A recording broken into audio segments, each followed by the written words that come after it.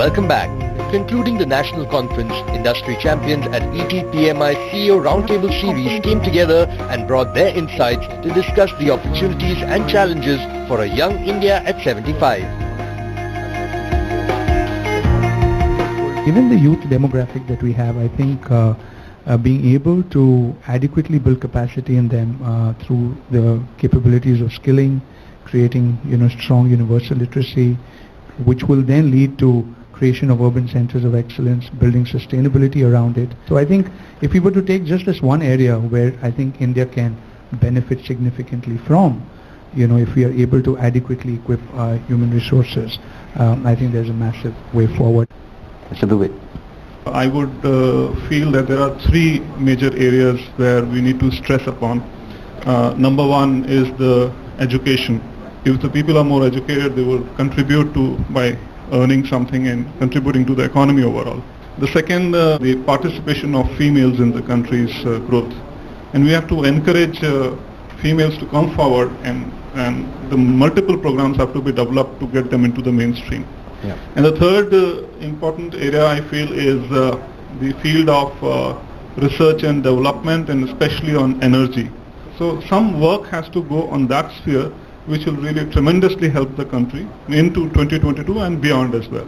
Mr. Virendra. Coming from a productivity background, I would think that 60% of our population being in a rural area, and everything has touched the urban sphere, but the same doesn't happen in the rural side. So we do the same things, like for instance you do drawing with ultimate efficiency in the urban sphere, but the same drawing in, for instance, in the rural area is so archaic, and so we need to make sure that somehow we get this technology into the rural sphere so that we enable the rural populace to become competitors with the urban populace. Look, India over the years have achieved a GDP of 2.2 trillion roughly last year, and this has taken us, I think, 50 plus years to go from 1 to 2.2 trillion. But believe me now, just simple arithmetic, if we are able to grow at double digit, by 2030 we will be a 10 trillion economy. Just imagine the power of a 10 trillion economy. Even if you are achieving around 8% of GDP growth year on year for the next 5 years, you will be ending somewhere between 3 to 4 trillion. It's a huge, huge power. Mark, what is your realistic assessment of what India can do in the next 5 years? If we go to Vision India is a dream for the future of India.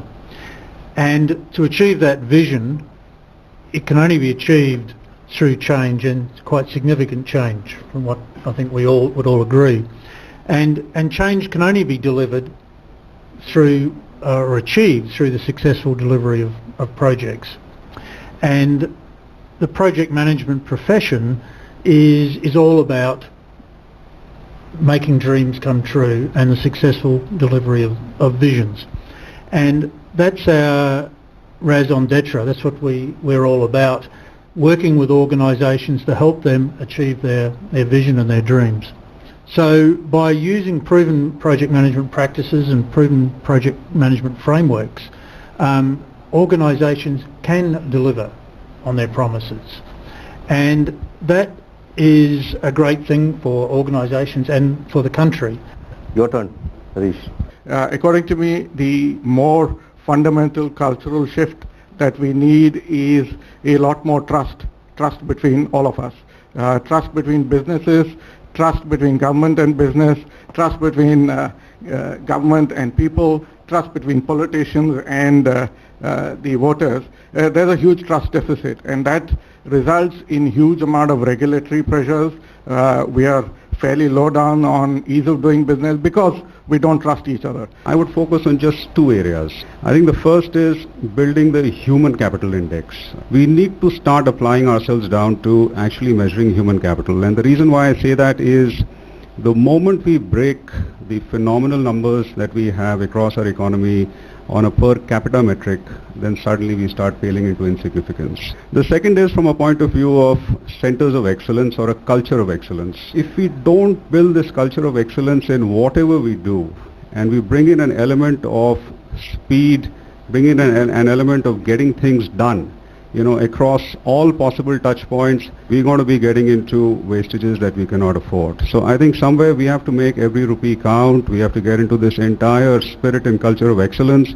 The moment I believe we navigate these two pieces, the journey forward would be a much smoother, more importantly, a much more predictable journey going forward. Great.